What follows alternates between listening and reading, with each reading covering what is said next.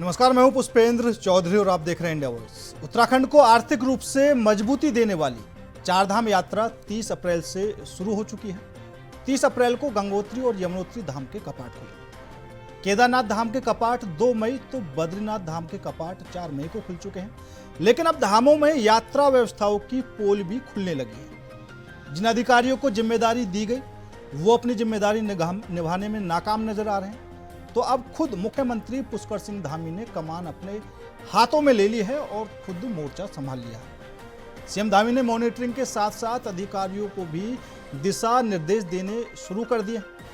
केदारनाथ धाम में जहां अव्यवस्थाओं का बोलबाला दिख रहा है, तो वहीं दूसरी तरफ सोशल मीडिया पर वायरल हो रहे वीडियो सरकार और प्रशासन की व्यवस्थाओं पर सवाल भी खड़े कर रहे हैं। वहीं अब कांग्रेस ने भी सरकार पर सवाल उठाने शुरू कर दिए हैं। कांग्रेस की मुख्य प्रवक्ता गरिमा दसूनी ने क्या कुछ कहा वो एक बार आपको सुना देते हैं। पलटवार में क्या कुछ आया चारों धाम की हमारी यात्रा शुरू हो चुकी है और बकायदा यहाँ पर हजारों की तादाद में हमारे श्रद्धालु उत्तराखंड में पहुंच चुके हैं। हरिद्वार से लेकर केदारनाथ तक सरकार ने अपनी तरफ से बेहतर व्यवस्थाएं देने का काम किया हो।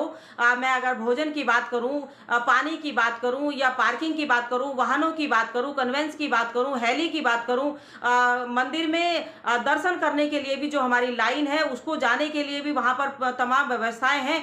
पर कहीं ना कहीं कभी कभी जब मंदिर में भीड़ हो जाती है या लाइन में भीड़ हो जाती है तो कहीं थोड़ी बहुत परेशानियां आती हैं, दिक्कतें आती हैं। मुझे लगता है कि ये उसी का ही कारण है कि अगर हमारे कुछ लोगों को, कुछ श्रद्धालुओं को अगर परेशानियां हो रही तो उनको भी दूर कर लिया जाएगा, क्योंकि सरकार अपनी तरफ से पूरी कोशिश ये कर रही है कि जो भी श्रद्धालु इस उत्तराखंड के अंदर आएगा, जब दर्शन करेगा भोले बाबा जी के, तो एक अच्छा और सुखद अनुभव लेकर अपने राज्य को जाएगा। इस उत्तराखंड की जो भव्यता है, जो सुंदरता है, जो यहाँ की धर्मस्थली का जो पावन जो हमारी आस्था है उसको लेकर के वो यहाँ से जाने का काम करेगा। तो मुझे लगता है कि तमाम जो व्यवस्थाएं हैं, अगर हल्की फुल्की थोड़ी बहुत खराब भी है, क्योंकि क्राउड जब आता है तो ये दर्शनार्थी, मुझे लगता है थोड़ा सा कहीं ना कहीं दिक्कत और परेशानियां हो जाती है। इसलिए कहीं दिक्कत की कोई बात नहीं है, सारी व्यवस्थाएं सरकार देने का काम कर रही है। शर्मनाक और बहुत ही चिंतनीय इशू ये है कि पिछले साल की अव्यवस्थाओं से भी सबक नहीं लिया राज्य सरकार ने।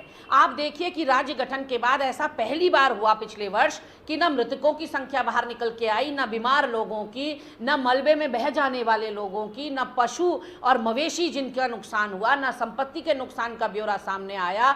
और इस तरह का कोई आंकड़ा जारी नहीं किया गया सरकार के द्वारा। लोगों को पीने का पानी तक मुहैया नहीं हुआ पिछले वर्ष, और हमें लगा था कि इस बार इस तरह की कोई गलती देखने को नहीं मिलेगी। लेकिन यात्रा के शुरुआत में ही जिस तरह के वीडियोस वायरल हो रहे हैं, जिस तरह से हमारे श्रद्धालुओं में एक असंतोष व्याप्त दिखाई पड़ रहा है, जिस तरह से मुख्यमंत्री जी के, सरकार के और प्रशासन के मुर्दाबाद के नारे वहां लगे हैं, उसको देखकर बहुत दुर्भाग्यपूर्ण पूरी स्थिति लग रही है। और तो और मेरे पूर्व विधायक केदारनाथ के मनोज रावत जी ने कुछ वीडियो वहां से जारी करके ये बताया है कि खाद्यान्न पूरा सड़ रहा है, खराब हो रहा है और वो धामों तक नहीं पहुंच पा रहा है। घोड़ा खच्चरों में बीमारी फैली हुई है जिसका उपचार समय रहते नहीं कराया गया है। लोग कहीं ना कहीं इससे हमारी यात्रा प्रभावित हो रही है और यात्रा अभी लंबी चलनी है। तो मेरा निवेदन रहेगा मुख्यमंत्री जी से कि पर्सनल व्यक्तिगत रुचि इस यात्रा के और उसके प्रबंधन में आपको दिखानी होगी। अगर आप अधिकारियों के भरोसे चीज़ों को छोड़ेंगे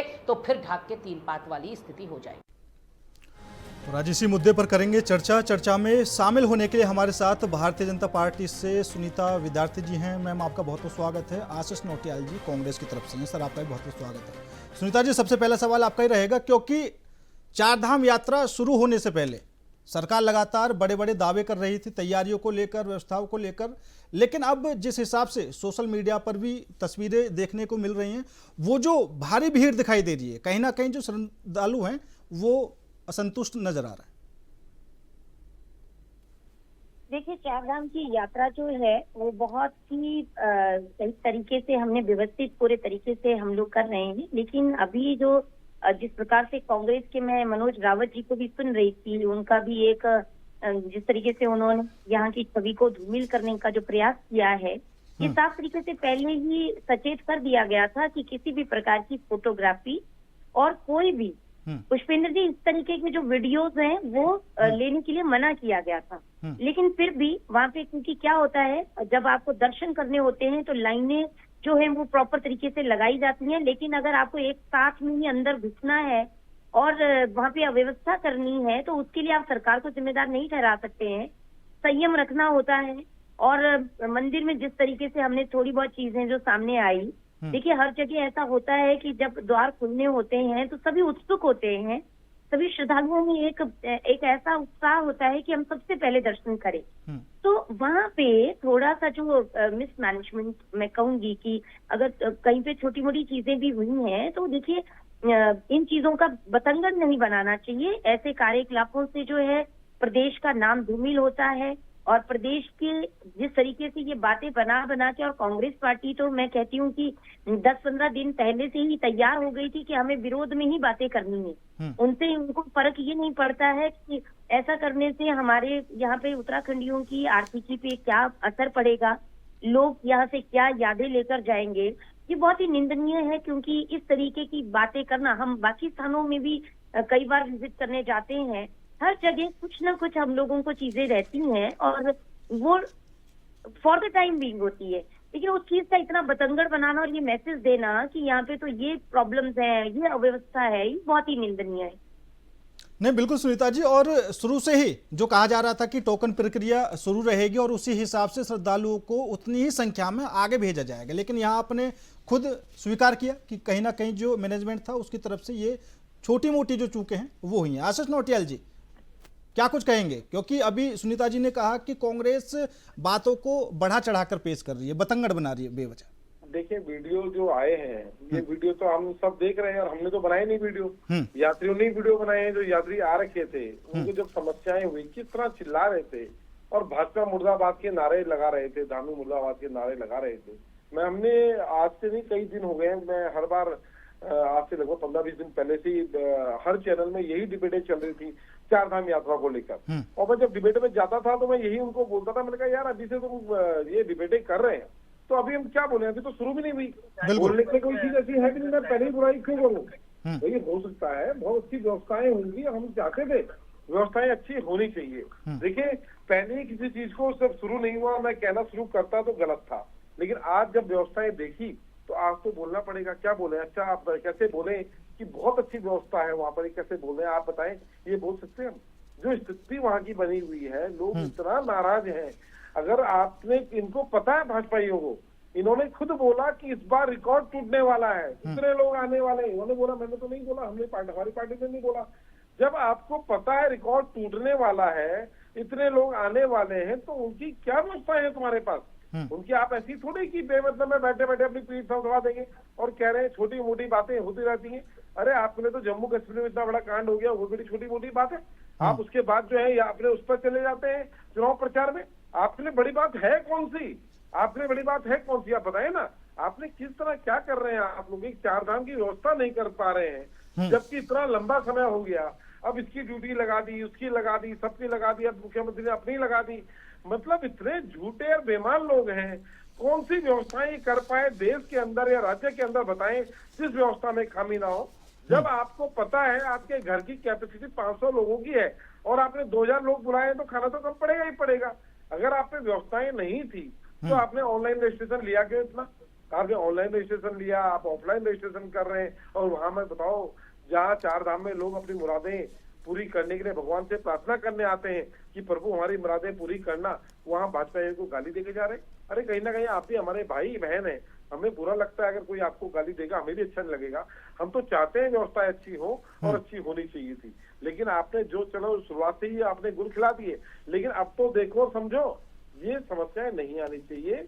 जब यात्री की आपने रिकॉर्ड वो भी फिक्स कर रखा है, इतने यात्री आएंगे, सब कुछ है, तो उनको समस्याएं क्यों? उनकी कोई समस्याएं नहीं होनी चाहिए। इस पर विशेष ध्यान दें। और अभी 2 दिन ही हुए हैं, ज्यादा नंबर 2-4 दिन ही हुए हैं, ज्यादा लंबा टाइम नहीं हुआ, लेकिन व्यवस्थाओं पे ध्यान देना चाहिए सरकार। ठीक है, ठीक है, ठीक है। हमारे साथ वरिष्ठ पत्रकार नीरज कोहली जी भी जुड़ चुके हैं। सर, आपका बहुत बहुत स्वागत है। नीरज जी, क्योंकि जब चारधाम यात्रा की तैयारियां चल रही थी तो कांग्रेस की तरफ से एक ही बात निकल कर आ रही थी कि भैया बीजेपी ने अभी भी वो व्यवस्थाएं नहीं की हैं, व्यवस्थाएं कहीं पर दिखाई नहीं दे रही। पिछले अनुभव से बीजेपी ने कुछ नहीं सीखा।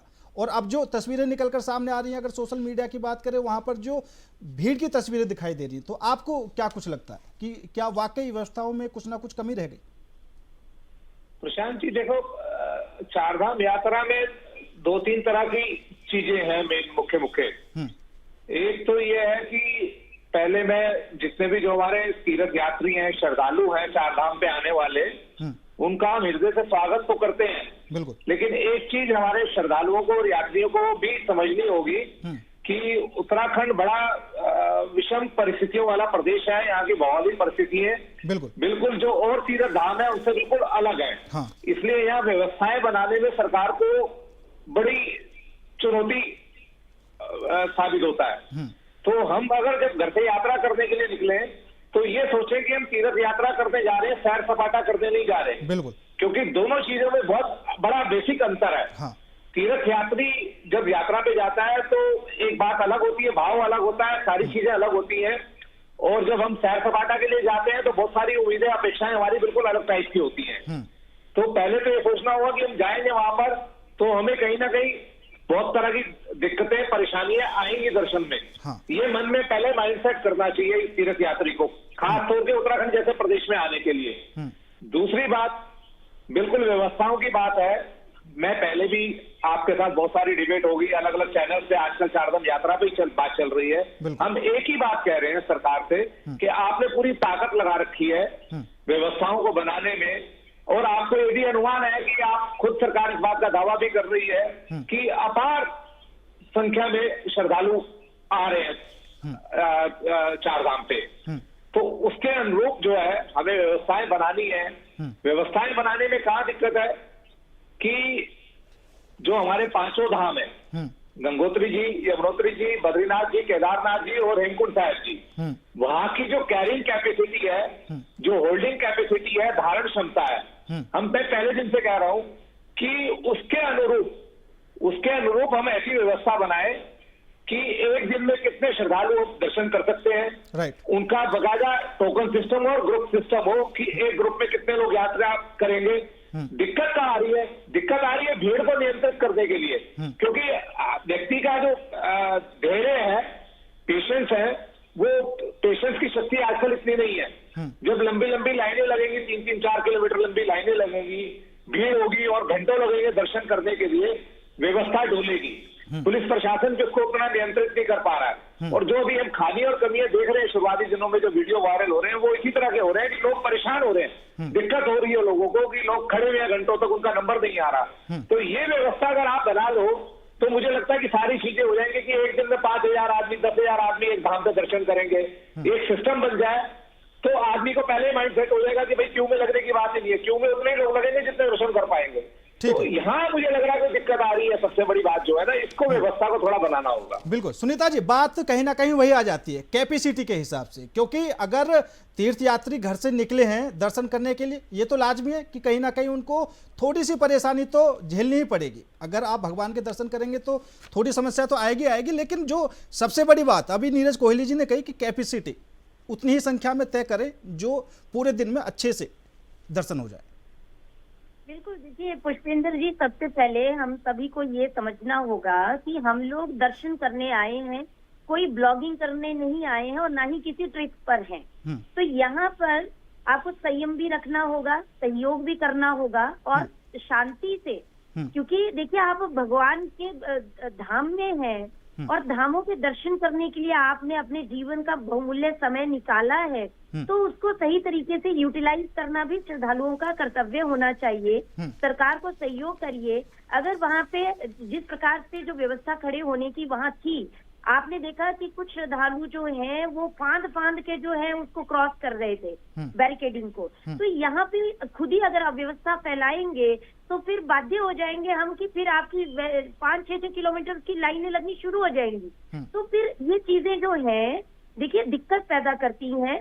सही तरीके से जो तरीका है वो यही है कि जब आपको एक जगह पे व्यवस्थित कर दिया गया है, वहाँ पे खड़े किया गया है, आप सही तरीके से अंदर जाएं, जिस तरीके से मैं बिल्कुल आपकी बात ठीक है, लेकिन आपकी बात बिल्कुल ठीक है, लेकिन यही तो मैनेजमेंट को करना है, सब कुछ मैनेज, क्योंकि श्रद्धालु तो इधर उधर जाने की कोशिश करेंगे, चाहेंगे कि सबसे पहले दर्शन हो जाए, लेकिन वो तो मैनेजमेंट के ऊपर है ना कि चीजों को व्यवस्थित किया जाए। मैनेजमेंट ने पहले ही सचेत किया है पुष्पेंद्र जी, लेकिन एक ही समय पे सबको, जैसे ही ताला खुलता है वैसे ही सबको अंदर जाना है, कैसे पॉसिबल है?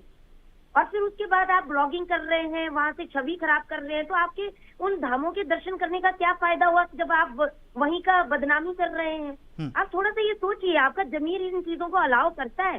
अरे कई बार श्रद्धालुओं को, हम लोग खुद तीर्थ स्थानों में जाते हैं, कई बार रहने की जगह नहीं मिलती, तो हम लोग व्यवस्था करते हैं, जिस भी स्थिति में भगवान रखना चाहे वैसे हम रहते हैं। और हमारी श्रद्धा ये होती है कि हमें दर्शन हो, और वहाँ के जो नियम बनाए गए हैं उनको भी फॉलो करना है, सभी को दर्शन कराने हैं।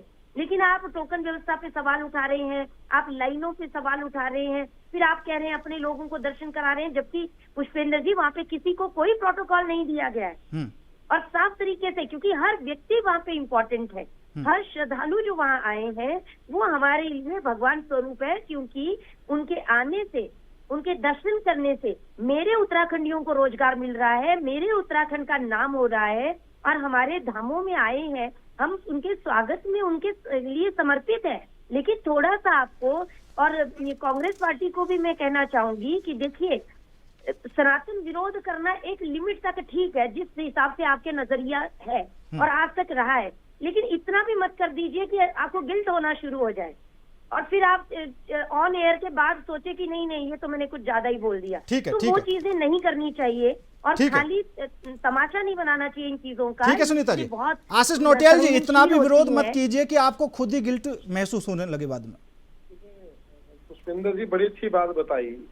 भाजपा को कुछ बोलने का मतलब, भाजपा का विरोध करने का मतलब सनातन का विरोध करना। बड़े बेशरम लोग हैं आप। हम तो आपको बोल रहे हैं, आप कह रहे हैं सनातन का विरोध कर रहे हैं। बताए किस तरह की बातें करते हैं, मतलब भाजपा ठेकेदार है क्या आप सनातन के? हमने इनकी व्यवस्थाओं के ऊपर बोला। अभी बता रही मैडम सुनीता जी कि वहाँ पर इनको सारी मनोज रावत जी ने, मनोज रावत जी ने इल्जाम लगाए और आरोप लगाए, नाम क्यों नहीं बता रहे उनका, जिन्होंने पैसे खाए पूरे रेडी पर, जो वहाँ पे छोटी छोटी दुकानें लग रही है वहाँ पे पैसा खाया जा रहा है, तो आप बताइए ना, नाम भी बताइए। खाली आरोप लगा के बदनाम करने की आपने नीति बना ली है, ये तो नहीं चलेगा। आनी चाहिए आपको। देवभूमि के अंदर भगवान के नाम पर पैसे खाने का काम करते हैं, सोना चोर लोग हैं। ये कांग्रेस पार्टी नहीं है, कांग्रेस पार्टी की तरह आपका भी अफसर नहीं बनती है भाजपा, और हमारी पूरी तैयारियां दुरुस्त है। श्रद्धालुओं को भी कॉपरेट करना पड़ेगा, और वहाँ की जो व्यवस्थाएं हैं उनको भी फॉलो करना पड़ेगा। यात्री सब कुछ करेगा, यात्री आएगा, वो लाइन में चलेगा, वो सब कुछ वही करेगा, तो आप क्या करेंगे? कहीं को चिल्ला रहे हैं दिनों से? क्या व्यवस्थाएं हैं आपकी? अपनी व्यवस्थाओं के ऊपर नहीं बोलेंगे। हमारी व्यवस्थाएं सभी दुरुस्त है, चाहे वो हेल्थ से रिलेटेड है, परिवहन से रिलेटेड है, अकोमोडेशन से रिलेटेड है, सब जानते हैं। हर प्रकार की सामग्री, पूजा सामग्री, सभी प्रकार की व्यवस्थाएं वहाँ पे है। लेकिन आपको खाली बवंडर करना है, खाली आरोप लगाने हैं। खुद जाके देखिए वहाँ पे, और उसके बाद आके बोलिए। इस तरीके से नहीं होगा कि देहरादून में देखी बातों पे आप यहाँ पे झूठ परोसना शुरू हो जाए। उत्तराखंड के दुकानदारों को वहाँ के तहसीलदार भगा रहे हैं कि तुम्हें दुकानें लगानी ही नहीं है। वो वीडियो भी देखा करो थोड़ा सा। और जो कूदता हुआ चले गया, जिसकी आप बात कर रहे हैं कि लोग कूद के जा रहे हैं, तो आपकी व्यवस्थाएं कहाँ है? अरे चोर तो चोरी करेगा, पुलिस वाला तो रोकेगा उसको। आपकी व्यवस्थाएं कहाँ है? आप क्या कहो, मतलब चोर होना नहीं चाहिए, पुलिस को हटा दो, है ना? अटैक नहीं होने चाहिए, देश में सीमा में कुछ सीमा हटा दो, वही हटा दो, ऐसा होता है? अरे 2-4 उद्यमी किस्म के लोग भी कई जगह पहुंच जाते हैं, उनको कंट्रोल करने के लिए। उन पे कार्रवाई हुई नौटियाल जी, उन पे मुकदमे हुए हैं। जिन लोगों ने वहाँ पे भगदड़ मचाने का काम किया, उन लोगों पे मुकदमे। नहीं, ठीक बात है, ठीक है, शांत हो जाइए। लेकिन इस तरीके से आप झूठ परोसेंगे तो क्या मैसेज? चलिए ठीक है, शांत हो जाइए। नीरज जी आप सुनिए। नीरज जी, क्योंकि साफ तौर पर कहा जाता है कि ये जो यात्रा है उत्तराखंड को आर्थिक मजबूत करने वाली यात्रा है। और अभी मैंने एक वीडियो देखा था, जैसा अभी आशीष जी कह रहे थे कि किसी ने अपनी दुकान लगाई हुई थी और कुछ एक पुलिस वाला दुकान को हटाने की कोशिश वहां पर करता हुआ नजर आ रहा था। तो अगर आर्थिक के लिए ये सारी चीजें हैं, सबको रोजगार मिल रहा है, तो फिर ये चीजें क्यों सामने आ रही है? नहीं चौधरी साहब, बिल्कुल ठीक बात है कि उत्तराखंड जो हमारी चारधाम की यात्रा है वो हमारे आस्था प्रतिष्ठा के साथ साथ हमारी आर्थिकी की भी रीढ़ है। और जो हमारे पर्वतीय जनपदों में जो बहुत सारे हजारों परिवार ऐसे हैं जो जिनकी जीविका जो है का आधार ही चारधाम यात्रा है, वो बेचारे इंतजार करते हैं कि चारधाम यात्रा चलेगी 6 महीने, और उनका साल भर का जो गुजारा बसर जो है इस यात्रा से ही चलता है। बिल्कुल, ये एक व्यवस्था जो दुकानों वाली बात है, ये कल से हम लोगों के पास भी इनपुट आ रहा है कि कुछ लोगों को घोड़ा संचालक, खच्चर संचालक और जो वहाँ छोटी छोटी दुकानें लगाने वाले लोग हैं उनके वेरिफिकेशन को लेकर ये तमाम तरह की चीजें कुछ आ रही हैं। मेरा सिर्फ इसमें यही कहना है कि ये सब चीजें जो है ये यात्रा के दौरान नहीं होनी चाहिए, ये 15-20 दिन महीना भर पहले सारी चीजें सेटल हो जानी चाहिए। ये इस समय इशू नहीं बनना चाहिए कहीं भी, क्योंकि इस समय इशू बनेगा तो उसका सफर यात्री करेगा, श्रद्धालुओं के सामने समस्या आएंगी, कोई भी इशू होगा वो इसका एक खराब संदेश जाएगा पूरे देश दुनिया के अंदर कि भाई देखो हम क्या कर रहे थे। तो ये इशू जो है लोकल प्रशासन को पहले ही सेटल कर लेना चाहिए था। घोड़े वालों का, खच्चर वालों का, स्थानीय दुकानदारों का कोई वेरिफिकेशन का मामला है या उनको दुकानें लगाने का मामला है, ये एक्सरसाइज कम से कम 1 महीना पहले हो जानी चाहिए। जब हम 2-3 महीने पहले से कसरत शुरू कर रहे हैं चारधाम यात्रा की तैयारियों को लेकर, तो ये बीच में इशू नहीं आना चाहिए। ये कहीं ना कहीं लोकल प्रशासन की कमी है जो ये चीजें इशू बन के सामने आ रहे हैं और इसको गवर्नमेंट को तुरंत सेटल करना चाहिए। अभी तो यात्रा शुरू ही हुई है। सुनीता जी। देखिए पुष्पेंद्र जी, बिल्कुल सही बात कोहली जी ने रखी है, लेकिन सच्चाई ये भी पूरी नहीं है। क्या हो रहा है कि जैसे ही ये सब चीजें 15 दिन पहले, 20 दिन पहले हमारी पूरी तैयारियां थी, वेरिफिकेशन भी बहुत लोगों ने कराया है, वहाँ पे बहुत सारी शॉप्स हैं, लेकिन कुछ ऑन द स्पॉट जो उसी वक्त आते हैं और उनको उसी वक्त स्थान चाहिए, तो उनको नियमों का पालन तो करना पड़ेगा। जो वहाँ के प्रशासन ने जो हिदायत दी है, जो नियम बनाए हैं, उनको फॉलो करना पड़ेगा। अब आप कहें कि नहीं हम यहाँ के लोकल हैं या हम घोड़ा खच्चर वाले तो हमेशा से यहाँ सेवाएं देते आए हैं, हमें तो किसी रजिस्ट्रेशन की आवश्यकता नहीं है, तो ऐसा नहीं चलेगा। सब चीजें जो हैं वो नियम के अनुसार होनी चाहिए और उसी के अंतर्गत जो है सभी वेरिफिकेशन हुए हैं। लेकिन ऑन द स्पॉट अगर आप चाहते हैं तो भी आपको व्यवस्था की ही अकॉर्डिंग आना है, तो भी आप डायरेक्ट जाके नहीं वहाँ पे बैठ जाएंगे, क्योंकि व्यापारी गण और भी हैं, उनको जिस तरीके से उनके साथ जो नियमों के अकॉर्डिंग व्यवस्था की गई है वही आपके लिए भी होगी। तो आपको 10-15 दिन जो भी लगते हैं अपना इंतजार करना पड़ेगा। ऐसा नहीं होगा कि आप सालों साल वहाँ काम कर रहे हैं तो ऑन द स्पॉट जो है आपकी वहाँ पे जो है वो दुकान लगा ली जाएगी। तो सारी चीजों को जो व्यवस्था सरकार ने बनाकर दी है उसको फॉलो करना पड़ेगा और कॉपरेट करना पड़ेगा। आप मनमर्जी नहीं कर सकते हैं, वहाँ पे इन्हीं चीजों से तो अव्यवस्था पैदा होती है। एकदम से जाके हम बोलेंगे कि नहीं अब तो मेरा यहाँ पे स्टॉल लगा लो, तो कैसे चलेगा?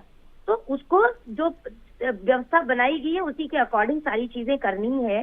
और दूसरी बात, कांग्रेस पार्टी से मेरा यही आग्रह है कि अभी 2 दिन हुए हैं, आपने तो 20 दिन पहले ही हल्ला डाल रखा है, लेकिन आप तैयार थे और आपको ये सब चीजें मालूम थी कि ऐसा होगा और हम ऐसा करेंगे। तो सरकार पे आप उठाइए क्वेश्चन, आप बोलिए अगर कहीं कमियां हैं, निश्चित रूप से कहीं पे अगर कोई इतनी संख्या में श्रद्धालु आ रहे हैं, कहीं पे कोई चीज की ऑन द स्पॉट जो चैलेंजेस होते हैं वो उसी वक्त हम लोगों को करने होते हैं, तो ऐसी कहीं पे अवस्था है तो जरूर आपको चेताना चाहिए, लेकिन एक गलत मैसेज नहीं जाए, वो एक सुझाव के रूप में आपकी तरफ से आना चाहिए जिसका हम स्वागत करते हैं। लेकिन अगर आप ये कहेंगे कि नहीं यहाँ पे तो कुछ है ही नहीं, ताकि श्रद्धालु आए ही नहीं, तो ये गलत बात है, ये नहीं होना चाहिए। ठीक है। क्योंकि हम उत्तराखंडी हैं, हमारी आर्थिकी से जुड़े हुए ये पूरे जो है कार्य हैं, और हम चाहते हैं हमारे उन लोगों को जो उनका 6 महीने में ये बिजनेस होता है, जिनकी रोजी रोटी चलती है इन सब चीजों से, उनके पेट पे लात नहीं मानना है। नहीं मैम, वीडियो तो यही आ रही है ना फिर।